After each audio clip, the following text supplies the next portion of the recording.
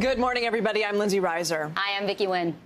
Breaking overnight, confidence boost. Big news on the COVID front this morning. The CDC's top doctor also signing off on the rollout of a third dose of Pfizer's vaccine in lockstep with the center's advisors and the FDA. So who's eligible for the boost, who's not, and when could we see shots in arms? We'll dig into the decision. Searching for why. This morning, new questions surrounding the motive of a shooter who killed one person and injured 13 others at a grocery store just outside Memphis, Tennessee yesterday. We'll bring you what we're learning.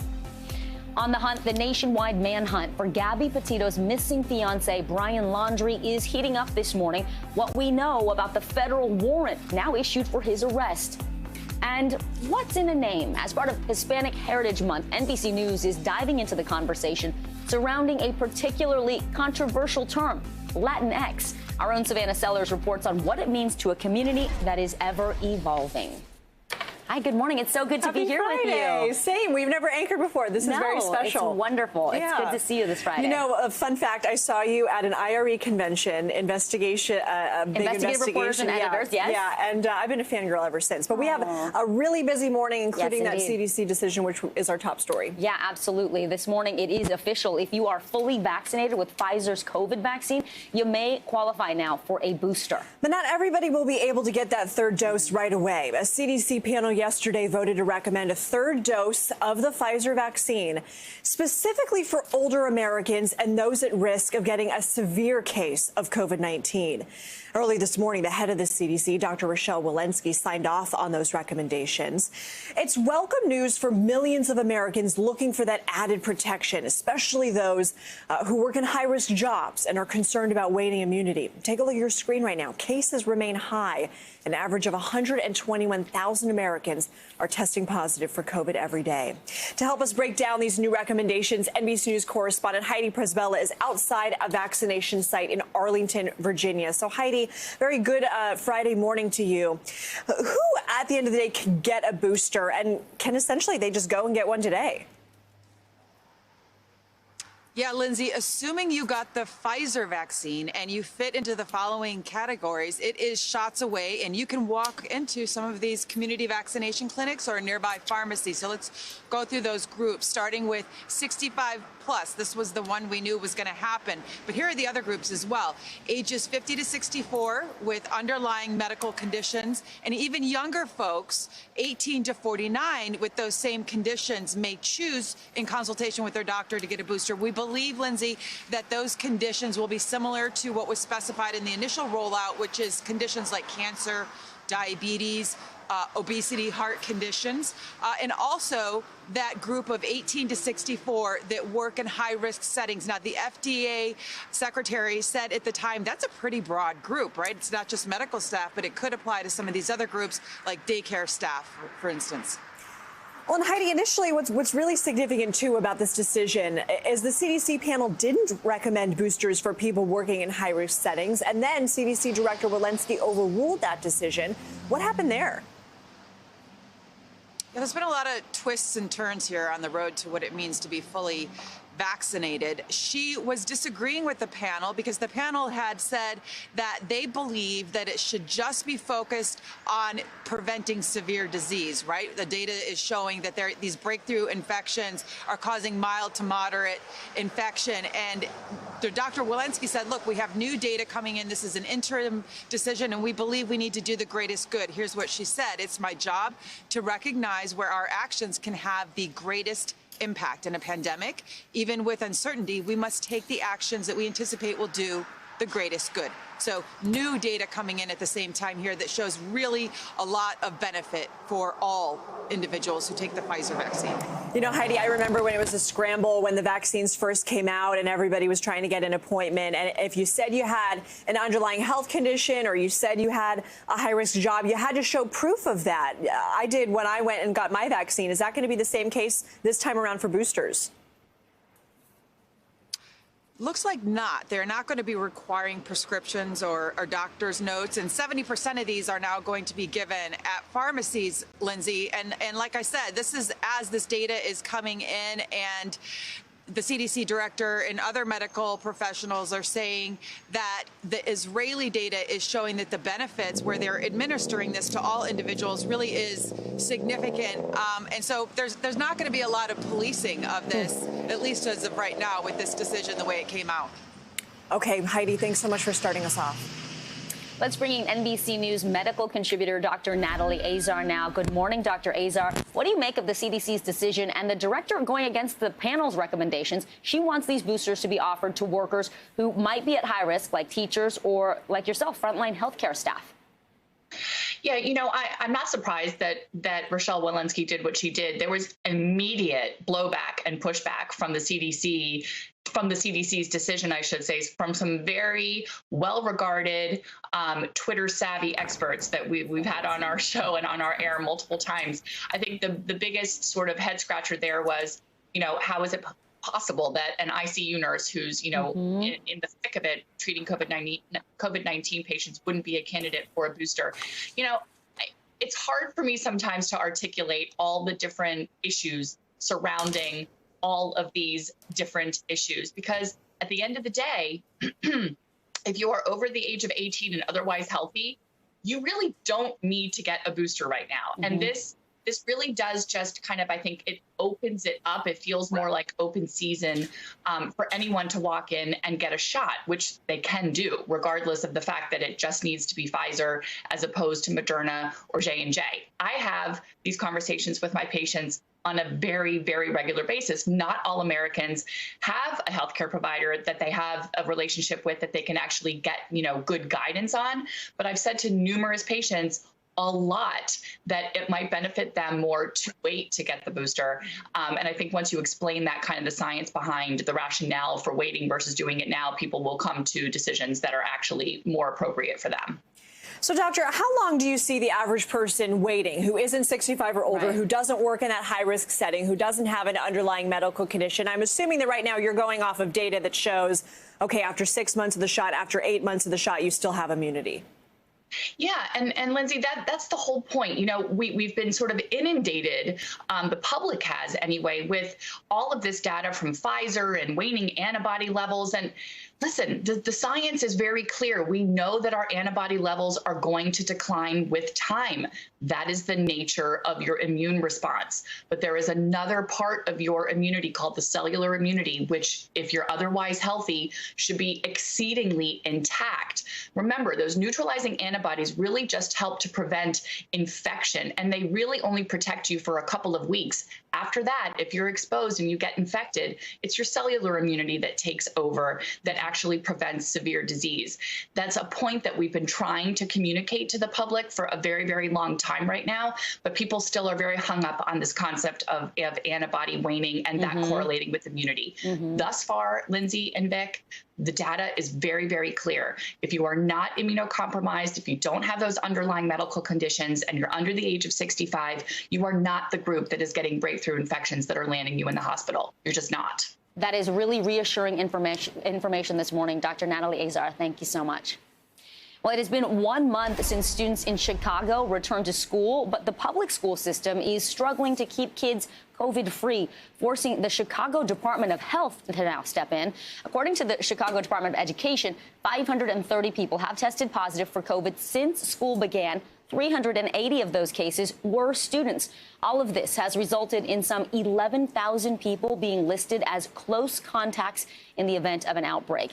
Chicago Mayor Lori Lightfoot says she's disappointed in how public schools reopened this year, but teachers say, no, it's her fault. They're placing the blame on her, saying she's not doing enough to help keep kids safe from COVID. NBC News Now correspondent Maura Barrett joins us now for more outside Jensen Miller Scholastic Academy in Chicago. Maura, good morning. Remind us all, what did the Chicago public school system initially promise to parents when children first returned to school, and have they lived up to that promise? Good morning, Vicki. Yeah, just about a month ago, we were covering the first day of school back in Chicago Public Schools, a massive school district here. And they had said that they have the health and safety of the kids top of mind. Now, a month later, parents and teachers alike are feeling like that's not the case because the Chicago Public Schools had changed their safety plan just 1 week before school started. They eliminated those temperature checks and daily health screenings that parents were to complete at home before their kids came into school.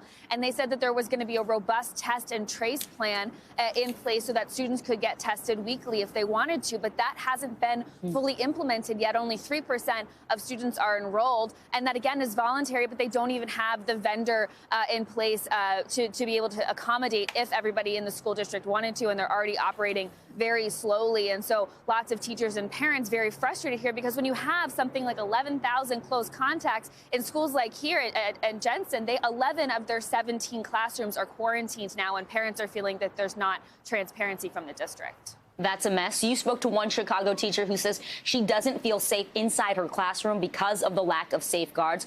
What more can you tell us about what she's experiencing now on a day-to-day basis going to school and not really being sure how safe she is or her students are?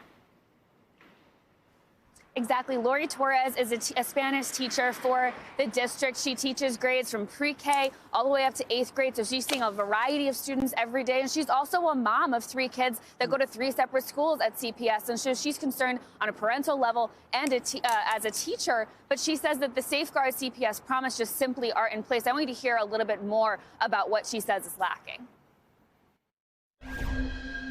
As a teacher, I want to know that the safeguards that we know helped are in place.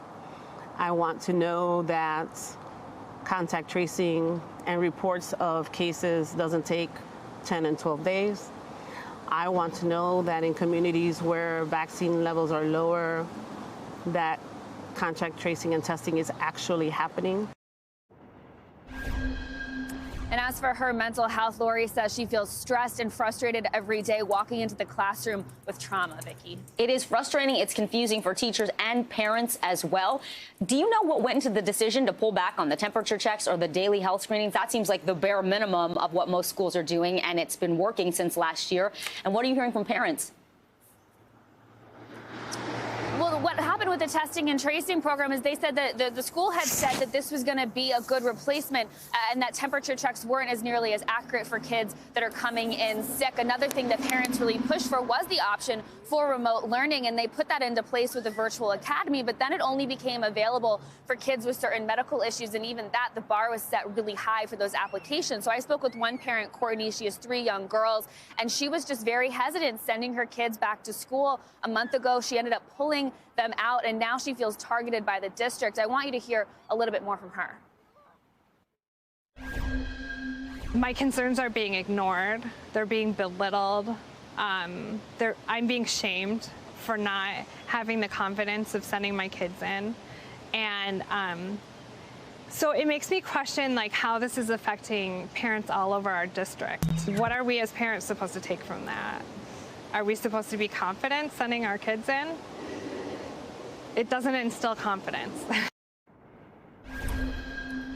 So Courtney didn't send her girls back to school. They were actually unenrolled from the district after just missing 4 days of class. So she's trying to work with the administration to get them back into some sort of school. Right now she's doing homeschooling. But even so, she says, even when everything goes back to normal, she's not sure she can fully trust the school system anymore. Comprehensive coverage from Maura Barrett this morning. Maura, thank you so much. The House investigation into the deadly insurrection on Capitol Hill has reached a new level of intensity. The Select Committee on January 6th has issued 4 subpoenas for former Trump associates. The committee is demanding information from former Chief of Staff Mark Meadows, former comms official Dan Scavino, former Defense Department official Kash Patel, and former senior advisor Steve Bannon. The committee says it's looking for information on the former president's actions leading up to the riot and while it was happening. The subpoenas demand any documents by October 7th and even orders them to submit testimony if they're asked. Meadows, Scavino, and Bannon did not immediately respond to requests for comment. Patel said in a statement, "I will continue to tell the truth to the American people about the events of January 6th." Here covering both the drama in the halls of Congress and the legal fallout here, NBC News Capitol Hill correspondent Leanne Caldwell and NBC News legal analyst Danny Savalas. Good morning to both of you. Leanne, we'll start with you here. How did the committee come to the decision to issue these subpoenas? Good morning, Lindsay. Well, the committee has said that they are going to ask people who they think are going to comply, and the people they don't think are going to comply with their request, they're just going to skip that process and go straight to the subpoena. So these are obviously people they think that they are going to be difficult to pin down. Now, one thing that's really interesting of the subpoenas, it not only requests for them to come for a deposition, but also to submit documents. Representative Jamie Raskin, one of the members on this January 6th Select Committee, told me that while the testimony from these people are going to be important, the key thing is going to be the data and the documents, because that really, he says, is going to tell the story of what happened on January 6th and the lead up to it, Lindsay.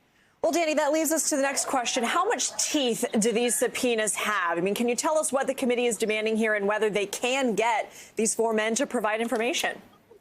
We'll notice that they've asked for the most they possibly can. They've asked for documents and testimony, because what we learned during the Trump administration is that these subpoenas don't have the same teeth as, say, a judicial subpoena, which is enforced by the judiciary. The Senate just doesn't have an armed forces or a security team to go out and drag people in and get their documents the way the Justice Department can, for example. So often they ask for the sun, the moon, and the stars, and then they enter into negotiations, which seems strange because a subpoena is a pretty unequivocal document. It says thou shalt bring or thou shalt testify. But in the Senate and House context, it often means we'd like some stuff from you. Please give us a call and let's negotiate. Leanne, can we expect more subpoenas? I mean, how close can this get to former President Trump? We expect a lot more subpoenas. This is just the tip of the iceberg. Another member of that committee, Representative Adam Schiff, was on CNN last night. Let's listen to what he said. No one is off the table. We're going to determine what went wrong in the lead up to January 6th. We're going to find out who was involved, who was knowledgeable, what roles they played in the planning, what expectation they had of violence, what the former president was doing.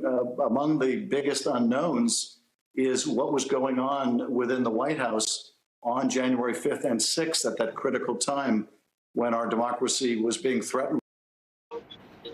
And we should also expect that members of Congress could get wrapped up in this subpoena request, too, including people like GOP leader Kevin McCarthy. President Trump did send out a statement last night, a long, rambling statement. But one thing he did say in it is that he is going to fight any subpoena for his associates and for him that comes his way, Lindsay.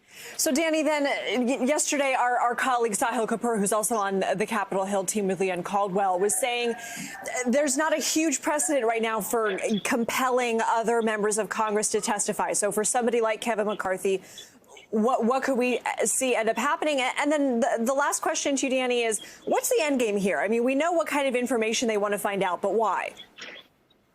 They want to find out any information that demonstrates what Trump was up to during those critical hours, what he knew and what he was aware of and how he reacted. And in answer to your other question, everything what we've learned about congressional subpoenas is that so much of it is negotiation. So it is even harder to compel a member of Congress to appear. So this is going to likely be an area of very tense negotiations, which, again, is totally unlike the area of judicial subpoenas, because when you are subpoenaed in court, you have to appear. It seems that in the Senate or the House, when you're subpoenaed, it's time to talk. All right, Leanne Caldwell and Danny Savalas, who's in the airport, hopefully going somewhere fun. Thank you both. Yeah, I was wondering where Danny's headed. All right, we'll have to find out later. In Tennessee this morning, the investigation is underway into a mass shooting at a Kroger grocery store outside Memphis. The gunman killed one and injured more than a dozen before apparently killing himself, police say. To walk us through the investigation's next steps, we are joined now by Jim Kavanaugh, NBC News terrorism contributor and a former ATF special agent in charge. Good morning, Jim. What is the latest on what happened, and what do we know about the shooter and, more importantly, the people who were hurt and killed? Well, Lindsay, what we know overnight is that the Collierville PD and ATF agents are searching the suspect's apartment nearby in the Memphis suburbs. Collierville is one of the Memphis suburbs. We know they had 14 shot, 1 dead, plus the gunman. And witnesses reported that the gunman walked in dressed all in black. His face was covered. He was carrying a long rifle. Witnesses described as just a large rifle. And he fired multiple rounds. So he had large magazines. He was bent on mass murder. And of course, he eventually killed himself. After law enforcement establishes what happens, Jim, they're going to turn to why it happened. So how do law enforcement officers in this situation go about determining a motive, especially when the suspect isn't alive for questioning? Certainly, they're going to want to know if he knew these people, if he was maybe a former employee. Do we know anything about that right now? Right, Lindsay, great question. You know, we all do things for a reason.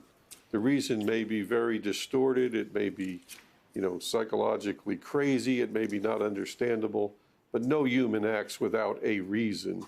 And that reason has to be, you know, uncovered by investigators. We called it a psychological autopsy. So they go back for the 3 to 6 months in his life prior to the mass shooting, and they try to see what he was about. They sweep his electronic devices. They talk to his significant others, relatives, friends, co-workers. They look at all his writings. He may have even left a message or written a suicide note. You know, in about half the cases, Lindsay, they do leave suicide messages because this is a major event in their life. They're doing this for a major psychological reason.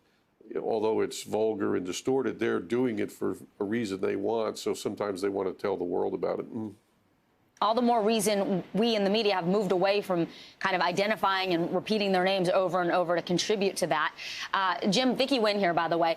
These kinds of mass shootings, sadly, they're not new. They're not rare in this country. How have police tactics evolved to respond? And also, in a lot of times, they are able to stop these events before they occur. Yes, Vicky, thank you. Yes, well, everything changed in Columbine when the shooting happened there. That was a seminal law enforcement change because it was a seminal change in criminal motive.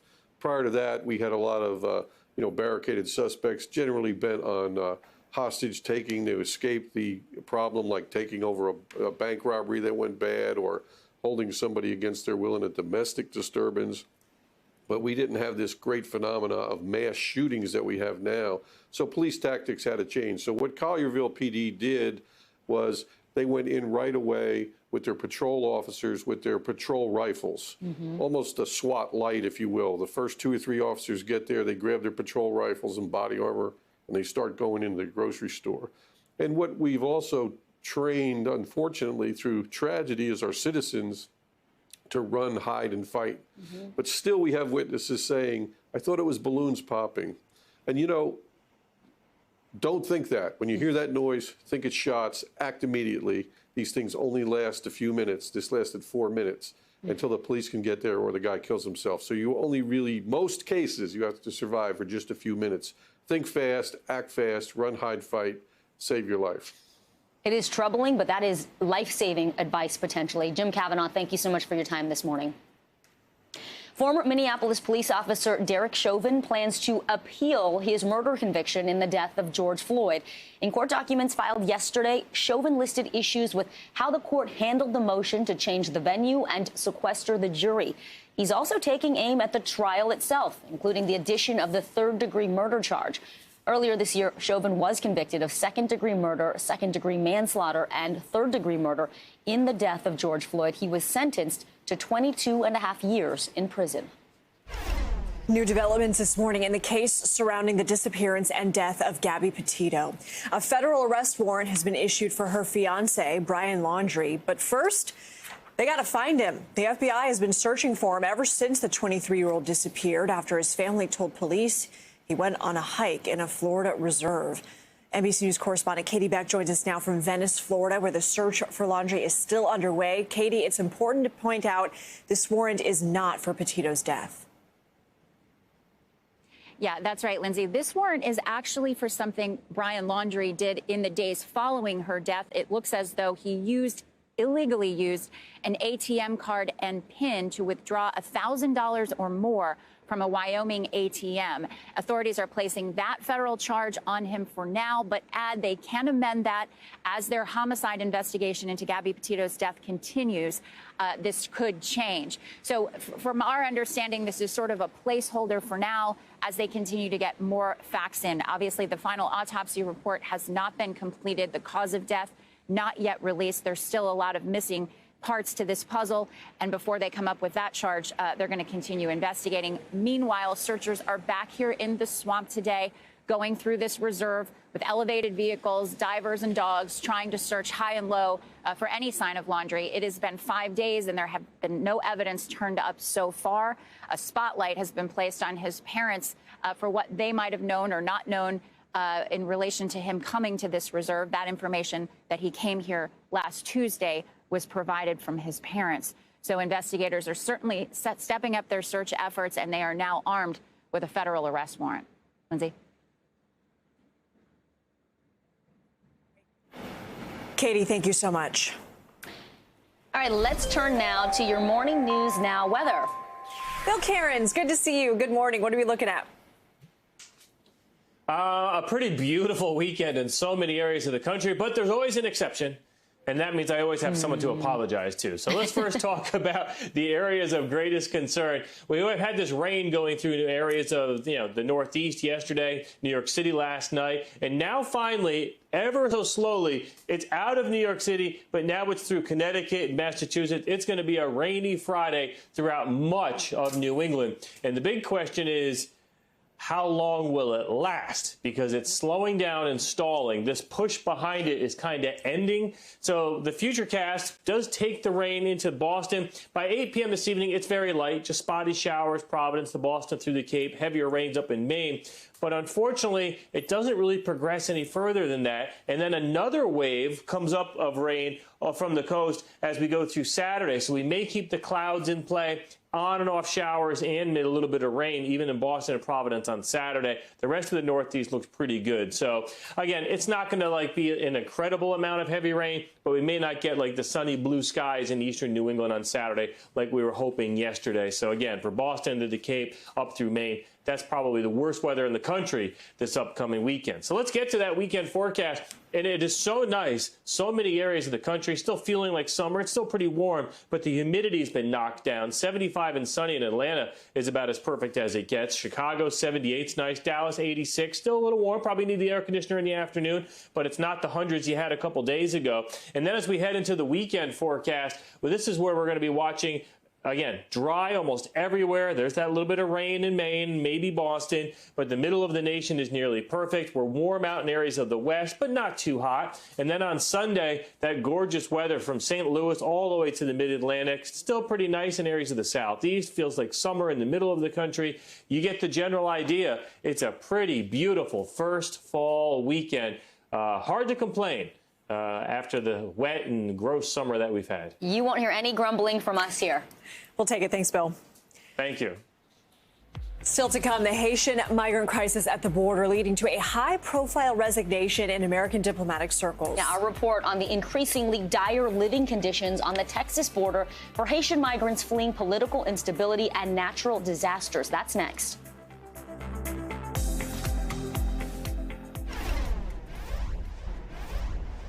To the southern border now, where we're getting an inside look at the many challenges Haitian immigrants are facing. NBC News Now anchor Tom Yamas looks at the situation on both sides of the border. With pressure at the Texas border intensifying, on the other side, in Mexico, Haitian migrants are growing tired, exhausted, and now desperate. Families fighting over any piece of cardboard that they will later use to sleep on. Here in Acuña City, just on the other side of Del Rio, many have decided to cut their journey short and stay in Mexico. So many who grew up speaking Creole in Haiti now speaking fluent Spanish after years in Central and South America. Voy a intentar quedarme en México para trabajar y ayudar a mi familia. ¿Te vas a quedar aquí en México? Sí, sí, yo encontré trabajo. ¿En qué quieres trabajar?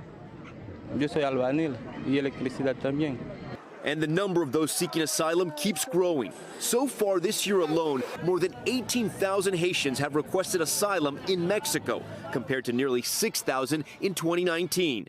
Migrants are settling wherever they can, sidewalks, parks, and even the roof of a building. And the children, lost in their own imagination, but aware of the reality. Sí. ¿Qué está pasando? Están deportando a la gente. The Acuña camp still holding thousands, becoming more permanent by the day.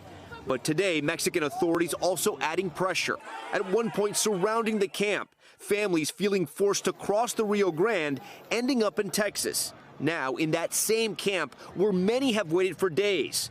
The camp in Del Rio holding just over 5,000 migrants. As of today, thousands of other migrants seeking refuge in the U.S. have been released by Border Patrol, allowed to wait for their court date in America.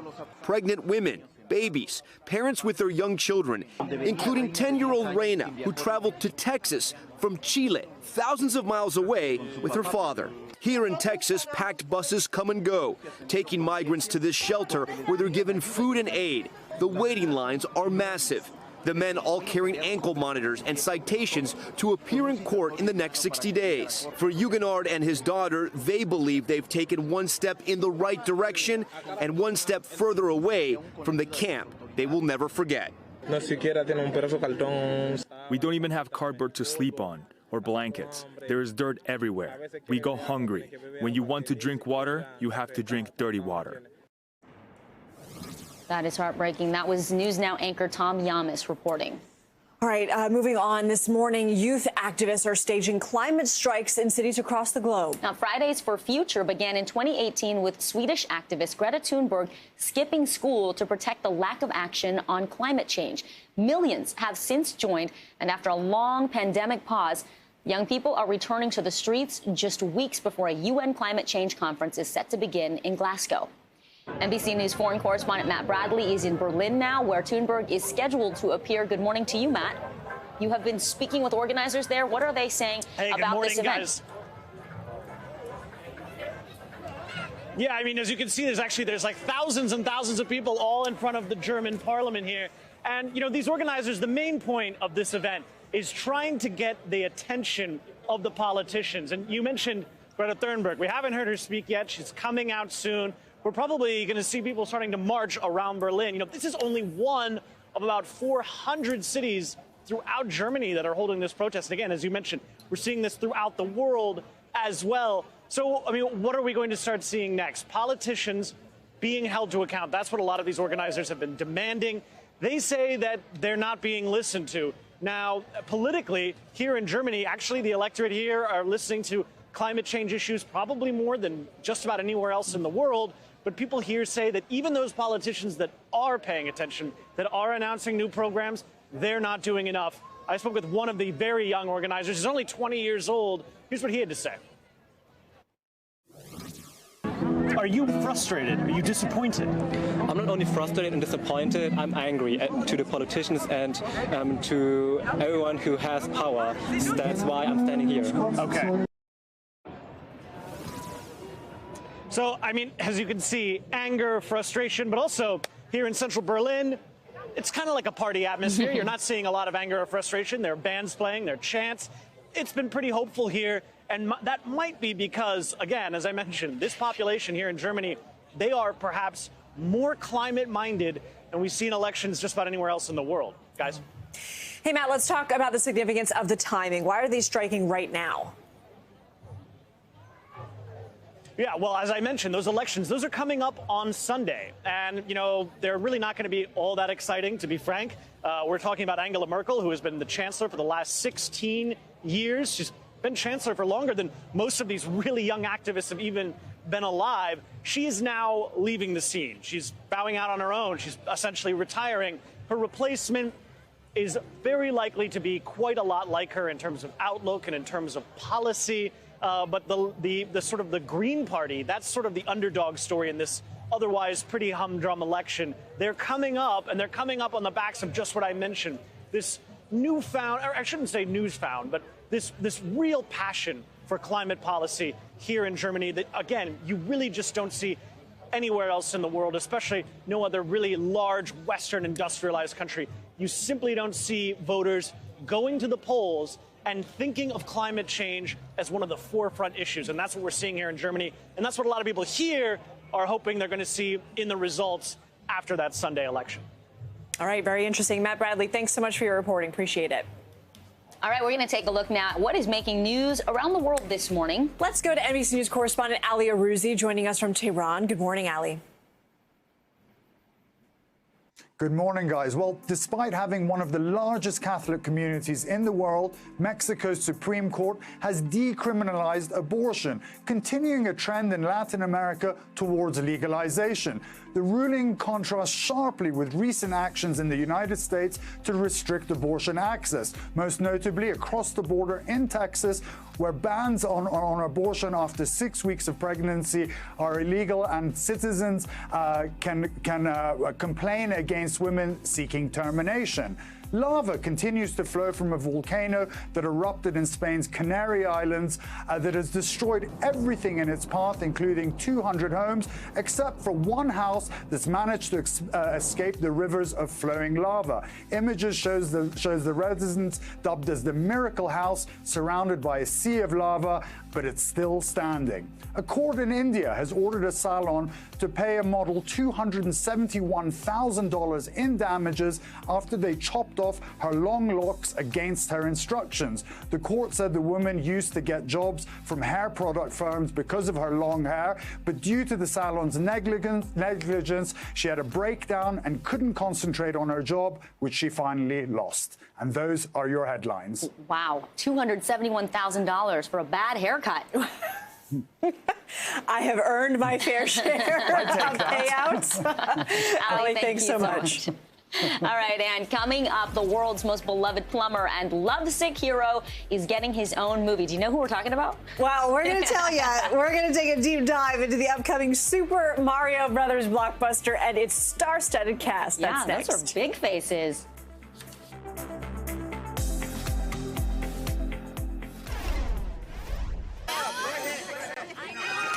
It is sure to be one of next year's most anticipated animated films, and the cast was just revealed. Talk about a level up here. The Super Mario Brothers movie has named Chris Pratt to voice Mario, upper left in case you're not familiar. Actor-comedian Charlie Day of It's Always Sunny in Philadelphia will play his on-screen brother Luigi. So Anna Taylor-Joy of Queen's Gambit, she's in the lower left there. She's going to play Peach, and Jack Black is Bowser. Seth Rogen is Donkey Kong, and Keegan-Michael Key is Toad. Oh, nice. So you'll be able to see everybody in December of next year via Universal Pictures, which is part of NBC Universal, by the way, the parent company of NBC News. Hopefully we're all still in theaters by then. Yeah, I hope so. And it always does make a difference. If you know who the actor is that's voicing it, they're a big name, it does make it appeal more to me. I'm not a huge fan of animated sometimes stuff. if I hear animated, it like kills me the whole movie until I figure out who that voice is. For sure. Yeah. All right, well, after weeks of testimony from dozens of witnesses, jurors have been hearing closing arguments in the trial of singer R. Kelly. They're expected to start deliberating soon. The 54-year-old has pleaded not guilty to racketeering charges, accusing him of abusing women, girls, and boys for more than 2 decades. NBC News correspondent Ron Allen looks back at the trial. I believe I can fly. He was one of R&B's biggest superstars, known for hits like I Believe I Can Fly, selling millions of records, collecting Grammy after Grammy. Now coming back down to earth, R. Kelly stands trial in a New York courtroom, staring down decades in prison if found guilty. Prosecutors laying out the case against the disgraced entertainer in stunning detail, saying Kelly used every trick in the Predator Handbook to indoctrinate, intimidate, shame, and humiliate his victims. The singer is facing a 9-count indictment, including 1 charge of racketeering. The prosecution arguing Kelly ran a criminal enterprise designed to recruit and groom underage girls, using his wealth and fame to hide his misdeeds in plain sight. In all, 11 accusers came forward to testify. Many of them say they were minors when the abuse began. One of the youngest of Kelly's alleged victims, the late R&B singer Aaliyah, who Kelly met when she was just 13 years old, according to prosecutors. The two were married in what prosecutors are claiming was a sham ceremony when Kelly feared she was pregnant, allegedly bribing a public official to create a false ID saying she was 18. Allegations of sexual misconduct have followed Kelly for years, all of it bursting into public view with a 2019 series, Surviving R. Kelly. You don't get over a lot of the stuff. You carry it with you. The Lifetime documentary sparked national outrage, but Kelly has continued to deny all allegations of wrongdoing. I didn't do this stuff. This is not me. I'm fighting for my life. Y'all killing me with this.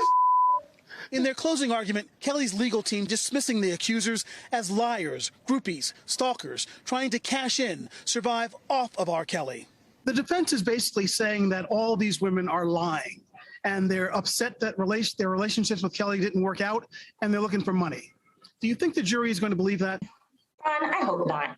I think the prosecution did a great job of putting on witness after witness after witness to show that it couldn't be all of them that are lying. Outside the court, a small but determined group of Kelly fans watching closely. Bottom line is, you think he's innocent? No, I know he's innocent. I know he's innocent. With the 5-week trial drawing to a close, the prosecution says Kelly's time is up, telling the jury it's time to hold the defendant responsible for the pain he inflicted on each of his victims. All right, our thanks to Ron Allen for that report. And coming up, we are going to switch gears and go to one of our favorite weekly segments brought to you by our very own Vicky Wynn. Yes, I'm going to have a report on recalls, new iPhones, and meatless pork. I have what is good to know. That's next.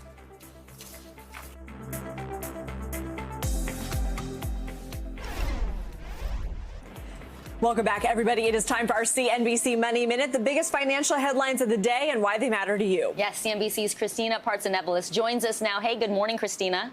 Good morning. Let's start locally here in New York City. The council approving a first-in-the-nation measure that would guarantee minimum pay and regulate conditions for workers for DoorDash, Uber Eats, Grubhub, and other delivery apps. New York has been leading the charge to regulate these apps as residents have relied more and more on delivery during the pandemic. Nike is cutting its sales forecast for the year and expects delays during the holiday shopping season. The company blaming a supply chain crunch that's left it with soaring shipping costs and products stuck in transit. Nike is feeling the pain of factories being closed in Vietnam, also due to COVID lockdowns. That's where about half of its shoes are manufactured.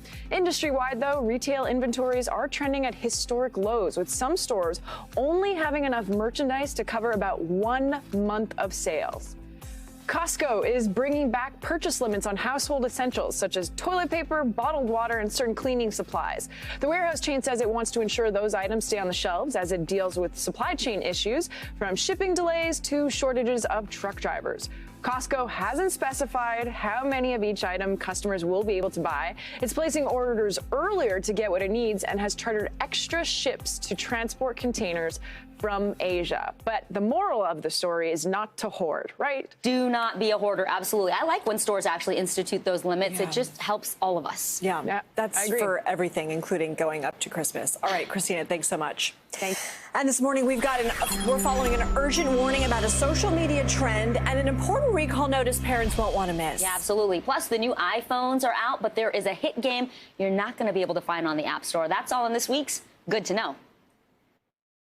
The Asthma and Allergy Foundation of America is urging people not to put hydrogen peroxide into nebulizers and breathe it in as a way to prevent or treat COVID-19. The warning was issued after images circulated on social media. The organization is calling the action dangerous and not a way to treat or prevent coronavirus. The Boppy Company is recalling more than 3 million of its loungers after the products were tied to at least 8 reported infant deaths, according to the Consumer Product Safety Commission. The company says in part the lounger was not marketed as an infant sleep product and includes warning signs against unsupervised use. The 3 models of loungers being recalled are Boppy Original Newborn Loungers, Boppy Preferred Newborn Loungers, and Pottery Barn Kids Boppy Newborn Loungers. The CPSC is urging people to stop using the products immediately and contact the Boppy Company for a refund. The new iPhone 13s are available starting today. One thing you won't find in the Apple App Store, the game Fortnite. Apple won't be allowing the popular game on its devices until the legal battle with the video game's maker, Epic Games, is fully concluded. Juicy details, Impossible Foods has launched a new meatless pork. The plant-based pork product is starting to be rolled out at restaurants in the U.S., Singapore, and Hong Kong. The company plans to expand into retail stores in those markets in the coming months. Large retailers like Walmart, Target, Best Buy, and others are joining telemedicine firm Grand Rounds and Doctor on Demand to launch a targeted program tackling health disparities among African American workers. The new and larger initiative is called the Black Community Innovation Coalition, and the program will use Grand Rounds' health assistance platform to target outreach on specific health needs of African American workers. All right, Vicki, thanks for all that important info. Still to come, with changing demographics nationwide, you might have heard people use a new term, Latinx. For Hispanic Heritage Month, NBC News Now is diving into the growing, diversifying Latino community. A conversation about the term Latinx and who identifies with it. That's next.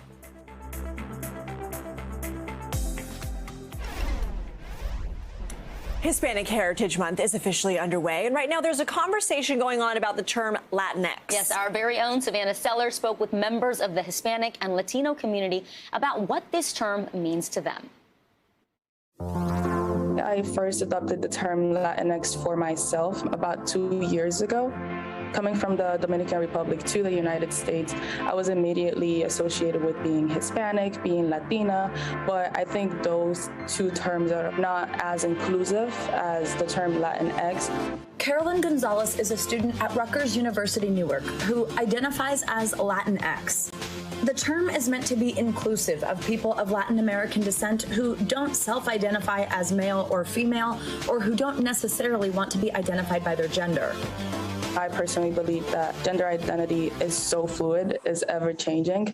I identify as a cisgender woman as of right now, but maybe 2 months from now, I may be referred to as she, they, and then later on, I may be referred to as they, them. So I think using Latinx instead of Latina, it opens those doors for me and other people to be who we are without having to suppress our gender identity. But not everyone thinks the term is for them, like Angel Velez, who's also a student at Rutgers University Newark. I just choose to identify more with being Puerto Rican. I definitely believe people should choose to identify how they choose to identify. I personally have no problem with the term being used. It can encompass everyone, but it also can be up to the person's individual choice. And if they choose to just not identify with this, I mean, I also think that's perfectly fine. A recent Gallup poll says only 4% of Latino and Hispanic adults in America prefer the term Latinx. But according to that same poll, most of them, 57%, say it doesn't really matter which term is used to describe them. 23% prefer Hispanic and 15% prefer Latino. The term Latinx has been criticized for many reasons. First, because many of Latin American people speak other languages beyond Spanish. The term Latinx has been grounded on the Spanish language only, but it has not been analyzed on how it's spoken in other languages, for example, in Portuguese. There started to be some pushback against Latinx, and that came because I think it was non-Latinos who were using that terminology of Latinx, journalists and, public figures, and that really hit some people the wrong way. And Carolyn hopes people will respect how she wants to be identified. It's not our duty to enforce an identity on anyone. I think that's a very, very personal journey. It's up to you if you want to have a multidimensional identity or if you want to use one word. At the end of the day, is what you feel comfortable in is what really describes you and your journey. Well, thanks to Savannah for that important story, and it sounds like it's giving people a better way to identify and making people feel more comfortable with those terms. And helping people understand what's behind it and that it's not meant to offend, but to include. Yep. And that's always what's so challenging as language evolves and as people evolve, really. All right, well, that does it. Thanks for watching our YouTube channel. Follow today's top stories and breaking news by downloading the NBC News app.